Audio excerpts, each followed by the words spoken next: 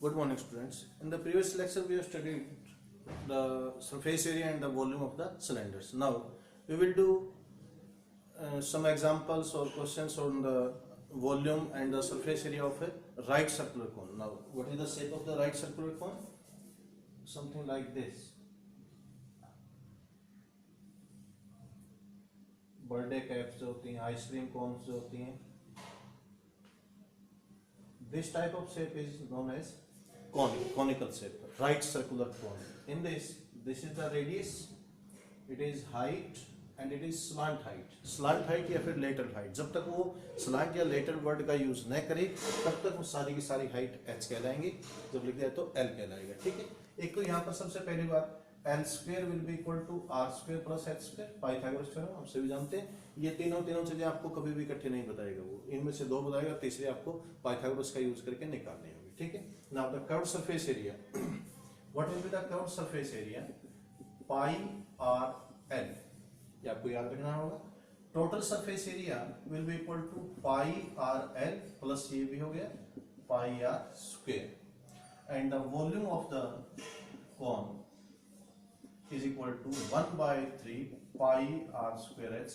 Cylinder का volume pi are square H याद है ना, उसका 1/3 कर देते होते हैं, तो ये 1 by 3 pi are square h होता है. इसको आप लोग याद रखेंगे. इसके ऊपर बेस्ड कुछ क्वेश्चंस हम करते हैं. और एग्जांपल में अगर आपको बोलता हूं कि find the volume of a circular cone whose height is 3, it means h is equal to 3 and the slant height is equal to 5. तो l की वैल्यू कितने 5, r आप बड़े आराम से निकाल सकते हैं. एंड फिर चाहे वॉल्यूम पूछे गए हो चाहे curved surface area, you can find it very easily. I will not do the question. Find the area and the area of curved surface and total surface area. आपको आपके पास फार्मूले हैं. कर्व्ड सरफेस एरिया का formula है, total surface area का formula है. ये question भी आप लोग अपने आप करेंगे. ओके. 23rd एग्जांपल आपकी बुक में है. Find what length of canvas 2 metre in width. एक कन्वेस समझते हैं, उससे टेंट बनाया गया कोई भी, जिसकी विड्थ जो है लेंथ जो है वो 2 मीटर है. In width is required, width is given to you, you have to find the length. Is required to make a conical tent of 12 metre in diameter and 6.3 metre high in slant height. Okay. आपको करना क्या है बेटा, आपको एक tent बनाना है उस canvas से जिसके मेजरमेंट्स आपको गिवन है. The measurements are to make a conical tent of 12 metre in diameter. 12 metre diameter है तो रेडियस कितने हो जाएगी 6 in diameter and 6.3 metre in slant height. Slant height is 6.3. Height की जरूरत पड़ी तो आप बाद में देख लेंगे. ओके. इसका टेंट बनाना, तो टेंट बनाने के लिए आप इसका कर्व्ड सरफेस एरिया निकालो. वो कपड़े से टेंट बनाओगे आप, तो उसका कर्व्ड सरफेस एरिया निकलेगा कि टोटल सरफेस एरिया. देखिए टेंट जब हम बनाएंगे तो ऊपर कपड़ा लगेगा, जमीन पर तो नहीं बिछाया जाएगा. तो हम यहाँ पर सिर्फ कर्व्ड सरफेस एरिया निकालेंगे. नाउ कर्व्ड सरफेस एरिया का फॉर्मूला क्या होता है? Pi R L. पाई को एक बार पाई रहने से बाद में देखेंगे. R is your 6 and l is 6.3. इतना सेंटीमीटर सभी कुछ सेंटीमीटर में था ना, sorry it is all in metres, तो इट इज मीटर स्क्वायर. इतना मीटर स्क्वायर कपड़ा लगे. कपड़े का एरिया क्या होता है? कपड़ा तो रेक्टेंगुलर होता है, तो उसका एरिया क्या होता है? Area of canvas is equal to length into breadth. Length आपको गिवन नहीं है और ब्रेड्थ जो है that is 2 metre. It is 2 metre. तो इट मींस दोनों एरिया इक्वल होंगे. तो it means pi into 6 into 6.3 will be equal to l into 2. You have to find this l. Pi की वैल्यू पुट कर दीजिए 22/7 into 6 into 6.3 and upon 2. This will be the length और breadth. आप कोई भी assume कर सकते हैं. Calculate it and this will be your answer. Okay. Next question देखिए जरा.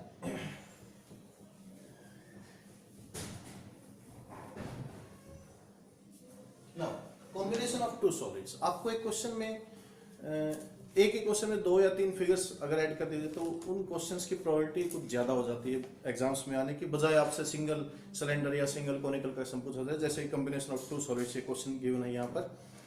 इस टाइप के कॉम्बिनेशंस के सम आने के ज्यादा चांस रहते हैं. A rocket is in the form of a circular cylinder closed at lower end with a cone of the same base radius attached at the top. यानी कि क्या कहना चाह रहा है कि एक cylinder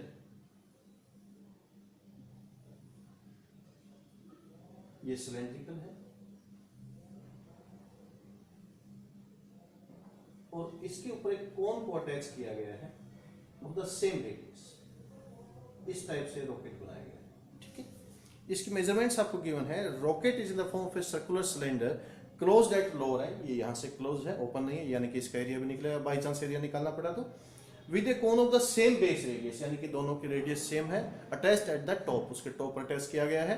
the cylinder is of the radius 2 1/2 यानी कि 5/2, तो इसकी रेडियस 5/2, तो कोन की भी रेडियस कितनी हो जाएगी 5/2। एंड द हाइट 21 मीटर, किसकी हाइट, किसकी बात कर रहा था, the cylinder is of radius, तो यानी कि सिलेंडर की हाइट की बात करें 21 मीटर, इट इज 21, ये हाइट होगी इसकी 21। And the cone is of slant height 8, कोन की स्लैंट हाइट 8 है।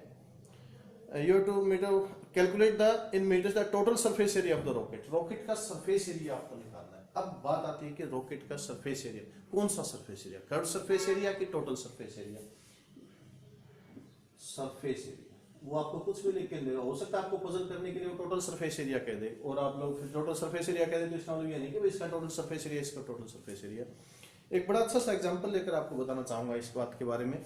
जब कभी भी आप इस तरीके से पजल हो जाए कि आपको कौन सा एरिया निकालना है कौन सा नहीं, तो आप अपने दिमाग में ये रख के चलिए कि वो जो भी शेप है आपने उसको पेंट करना है, ठीक है। अब वो शेप किस टाइप से है, वो पहले तो सिलेंड्रिकल, जैसे ये शेप है, इसके ऊपर एक कोनिकल लगा दिया, ये हालांकि है सिलेंड्रिकल, आप ये मान लीजिए कि ये वो क्या बोलते हैं कोनिकल है, ये आपने इसके ऊपर इसको ऐसे लगा दिया, ठीक है। अब मैं आपको कहता हूं कि इसको पेंट कीजिए। एक तरफ से ये कोनिकल, वैसे ये हो गया, ये बेस्ट एग्जांपल, इस पेन को खोलने एक बार, सॉरी ये अच्छा रहेगा। ये यहां तक ये सिलेंड्रिकल है और इसके ऊपर ये कोनिकल, ठीक है। अब मैं कहूं कि आप इसको पेंट कीजिए, नीचे से बंद है, सेम इस रॉकेट की टाइप का बाई चांस ये सही ध्यान में आ गया।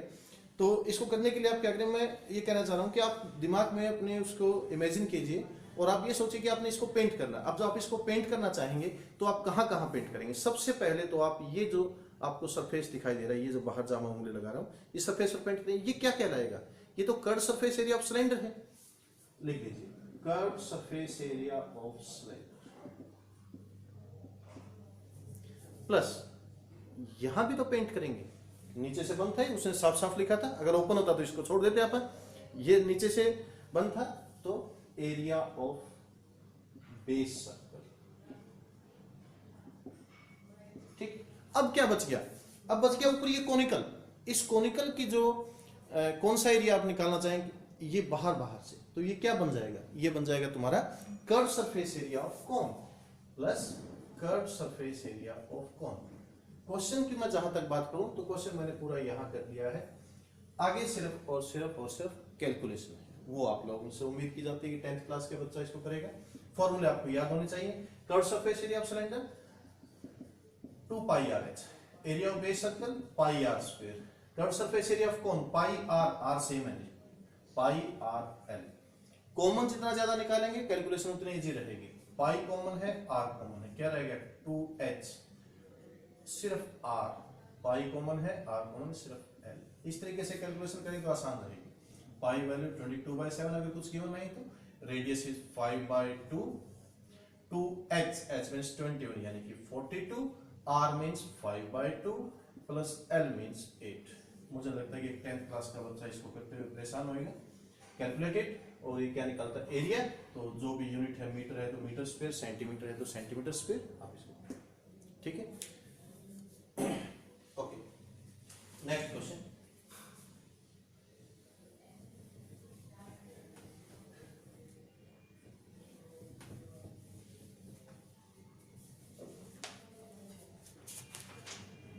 Next question, melting and recasting into new solids. ये टॉपिक मैंने आपको लास्ट लेक्चर में बताया था, दोबारा फिर आपको रिपीट करना चाहूंगा। कोई भी दो शेप मीन्स चाहे वो सिलेंडर है, चाहे वो कोनिकल है, चाहे वो क्यूबॉइड है या क्यूब है, whatever it is, hollow cylinder है, solid, whatever it is, कभी भी किसी चीज को तोड़कर नई चीज बनाई जाएगी। चीज का मतलब मेरा यहाँ पर शेप से है, ठीक है। सपोज कीजिए आपने एक सिलेंडर को तोड़कर उसको दोबारा बनाया है, क्या बना दिया उसका आपने, कौन बना दिया। तो हमेशा जिस भी शेप को या चीज को बोले मेरी लैंग्वेज में, तो जिस चीज को आप तोड़ोगे उसकी वॉल्यूम और जो चीज आप नहीं बनाएंगे उसकी वॉल्यूम, दोनों की वॉल्यूम्स इक्वल होगी। इस बात को बिल्कुल स्टार्टिंग से लेकर चलना है। अगर आपने दोबारा फिर रिपीट कर रहा हूँ फर्स्ट डे से आज फिर से कि कैलकुलेशन में अगर मार नहीं खाओगे, जैसे मैं बात कर रहा हूँ, अगर आप उस तरीके से करोगे तो अदरवाइज अलग अलग वॉल्यूम्स निकालते रहेंगे। जैसे आप कई बार आपकी बुक्स में भी उसकी शेप की वॉल्यूम भी अलग से निकाल दी, उसकी वॉल्यूम अलग से निकाल दी, फिर दोनों को प्लस या माइनस कर दिया, वैसे मत कीजिएगा प्लीज, ये मैं आप लोगों के फायदे के लिए बोल रहा हूँ। ओके, क्वेश्चन पढ़ रहा हूँ। Right circular cone is 3.6 centimetre high and the radius of the base is 1.6 metre, it is melted. इसको मेल्ट करे, रिकास्ट करे, रिमोल्ड करे, जो भी लैंग्वेज लेके लिखने दो उसको, and recast into a right circular cone. बड़ी सिंपल सी बात है, एक कोन ही है, एक कोन को तोड़कर दूसरा कोन बना दिया।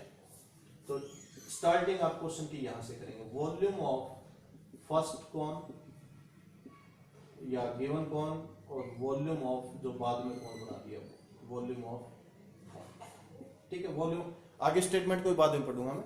वॉल्यूम ऑफ कोन का फॉर्मूला होता है 1/3 पाई आर स्क्वायर। ये जो नया कोन बनाया नेचुरल बात है, उस रेडियस का तो है नहीं, उसने लिख रखा है, नहीं उसकी हाइट का है, बाई चांस सेम होगी तो आपको वैल्यू से।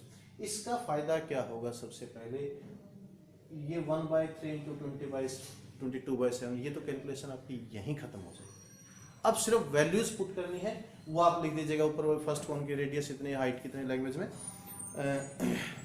Right circular cone of 3.6 centimetre high, तो इसकी हाइट है जी 3.6 and the radius of the base is 1.6। Units जरूर चेक कर लीजिएगा, सेंटीमीटर है सभी, 1.6 इंटू 1.6। और इसका नया कोन बनाया, it is melted and recast into a right circular cone of the radius of the base 1.2, तो 1.2 into 1.2 and find the height. ये हाइट, इतना सिंपल क्वेश्चन हो जाएगा।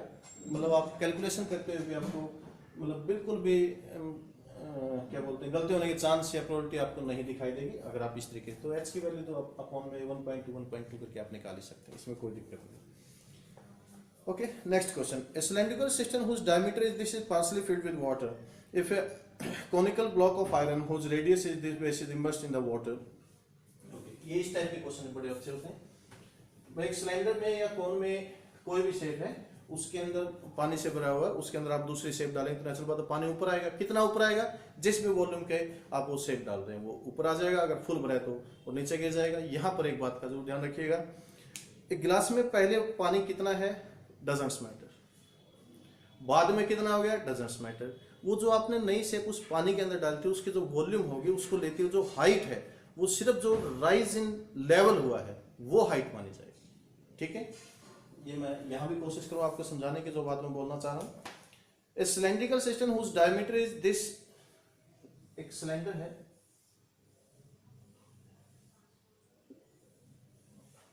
ठीक है, और इसके अंदर कुछ पानी भरा है। सपोज कीजिए कहीं, मैंने आपको पहले बताया था इससे कोई फर्क नहीं पड़ेगा, पानी अगर फुल भरा है तो बाहर गिर जाएगा, ठीक है। ऑफ डायमीटर 14, तो यानी कि इसकी रेडियस कितनी है जी 7, is filled with water if a conical block of iron, इसके अंदर एक conical डाल, पता नहीं किस साइज का डाला किस साइज का नहीं, वो आगे आपको लिख के दे देगा।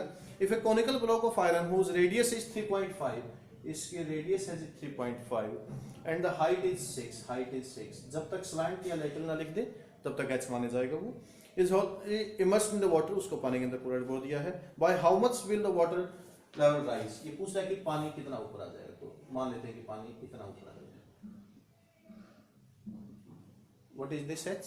Rise in water, तो कितना पानी ऊपर आएगा जिस वॉल्यूम का ये कौन होगा, तो it means volume of cone is equal to volume of raised water.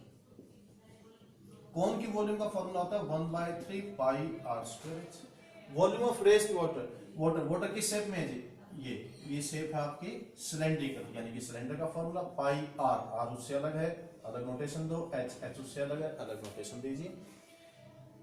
इस तरीके से स्टार्ट करने का फायदा, ये पाई से पाई कैंसिल हो जाएगा, आपको कैलकुलेट नहीं करना पड़ेगा। 1/3 रेडियस किसकी जी, कौन की रेडियस थी 3.5, यानी कि 7/2 इंटू 7/2, हाइट थी 6, इसकी रेडियस किसकी बोला, सिलेंडर की रेडियस थी 7 इंटू हाइट आपको फाइंड आउट करनी है। मुझे लगता है कि ये करते हुए कोई दिक्कत आएगी किसी बच्चे को। 7/2 इंटू 7/2 इंटू 6 या अपॉन 7,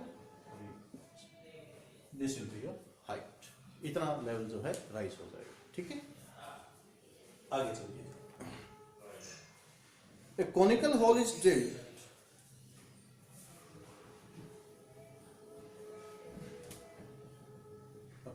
क्वेश्चन में समझना, ये भी अच्छा क्वेश्चन है. A conical hole is drilled in a circular cylinder of height 12 and the base 15. एक सिलेंडर है,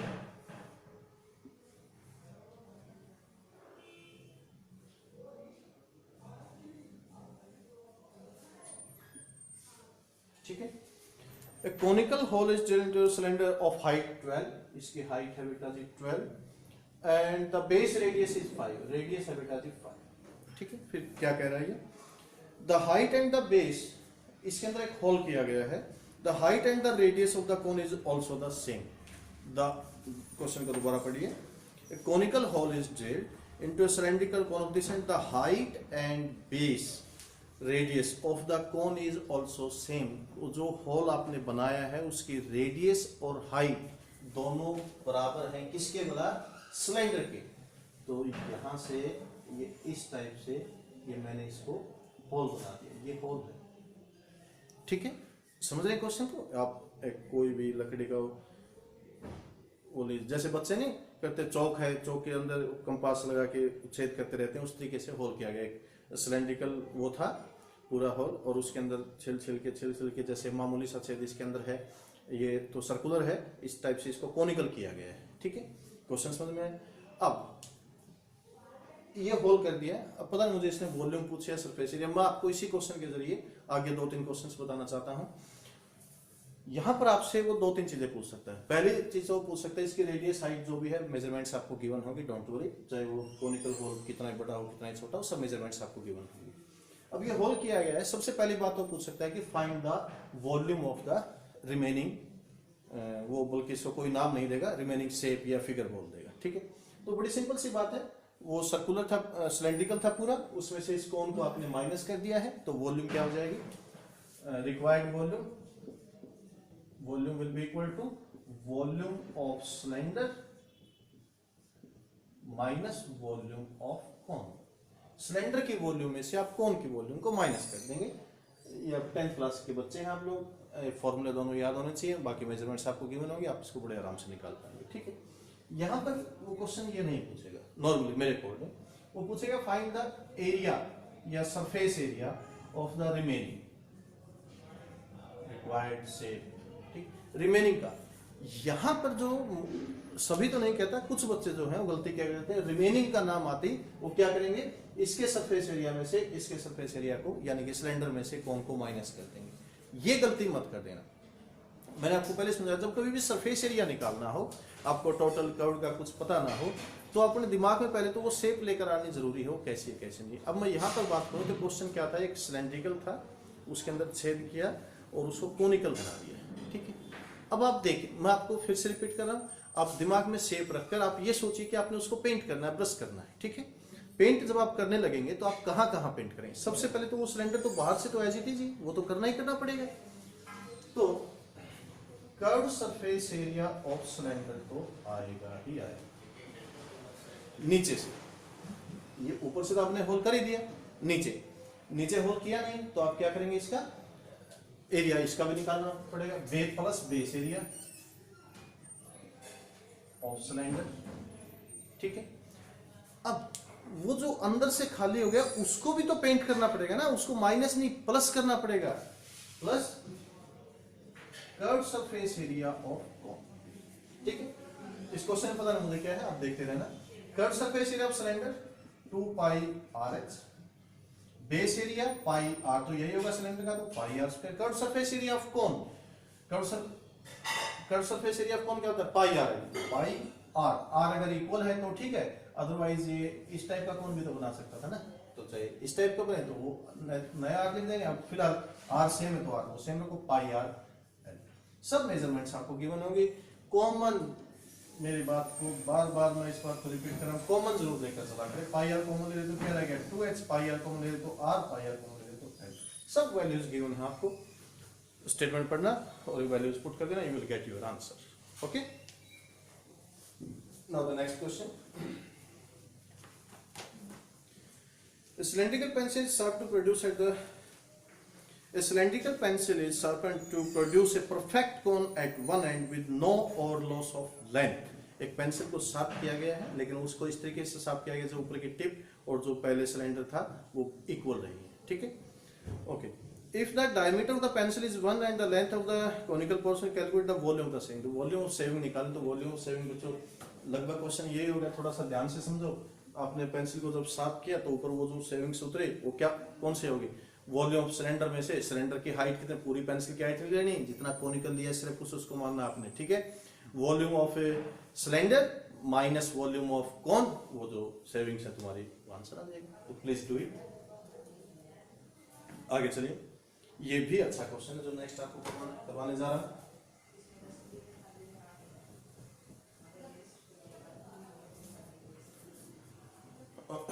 Okay, the height of a right circular cone is 20 centimeter.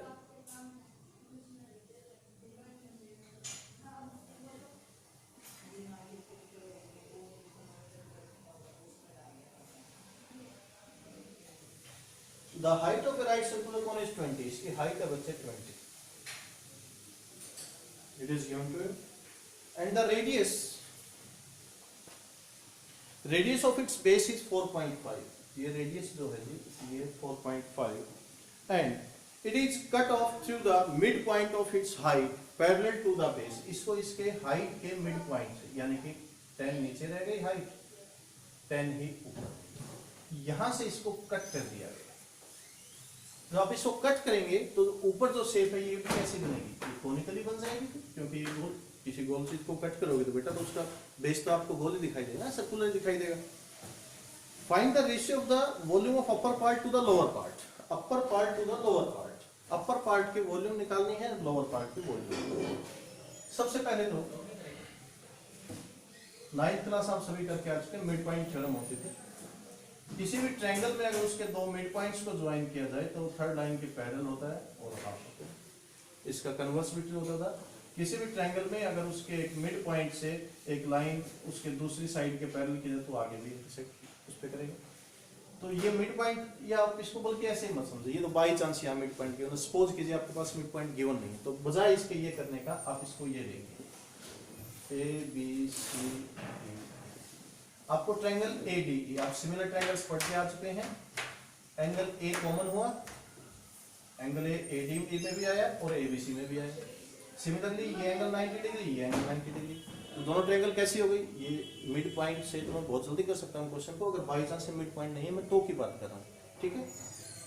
Triangle similar हो जाएगी, ट्रायंगल सिमिलर हो जाएगी तो क्या होगा, इसकी सभी कोरस्पॉन्डिंग साइड्स की रेशियो सेम होगी, यानी कि A D upon A B will be equal to AE upon AC, आप BPT का भी यूज कर सकते हैं, is equal to DE upon DC, ठीक है जी। AD कितना है जी 10, AB कितना है जी 20, DE का मुझे पता नहीं, R नाम दे दिया इसको, अपॉन BC कितना है जी 4.5, तो रेडियस कितना हो जाएगा जी 10 into 4.5 upon 20, ये कैंसिल हो गया, 4.5/2 यानी कि 9/4, ये इसकी रेडियस आ गई थी 9/4, ठीक है। दोबारा रिपीट कर रहा हूं, इस क्वेश्चन में जो बात बार बार रिपीट कर रहा हूं वो यहां पर बहुत ज्यादा यूजफुल होगी। कैलकुलेशन को पूरा मत करना, पूरी वैल्यूज मत रखना, लास्ट में कैलकुलेट करोगे तो इजी रहेगा। वॉल्यूम ऑफ अपर कॉन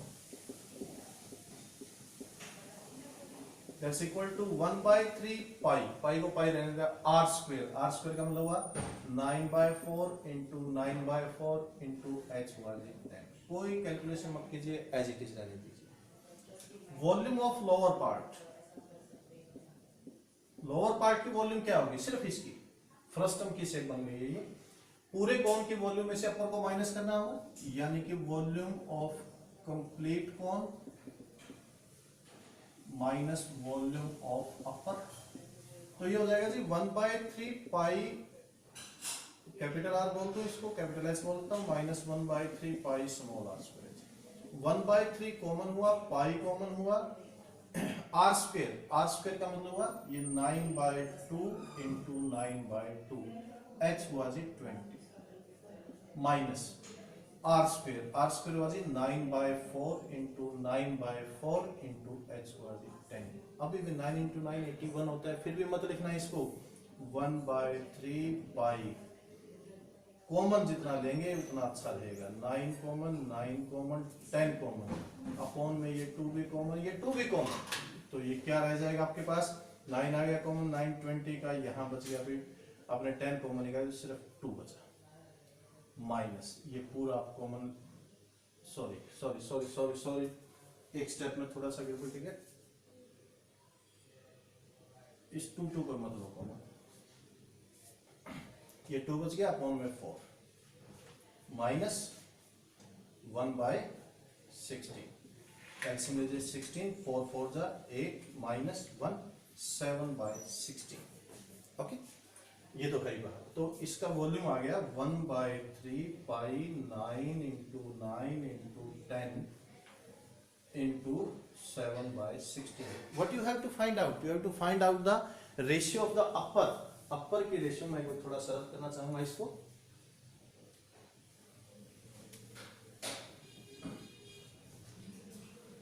अपर की रेशियो कीजिए 1/3 पाई 9 इंटू 9 इंटू 10 अपॉन 4।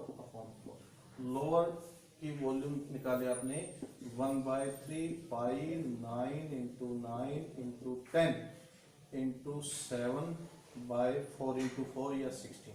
देखो बेटा,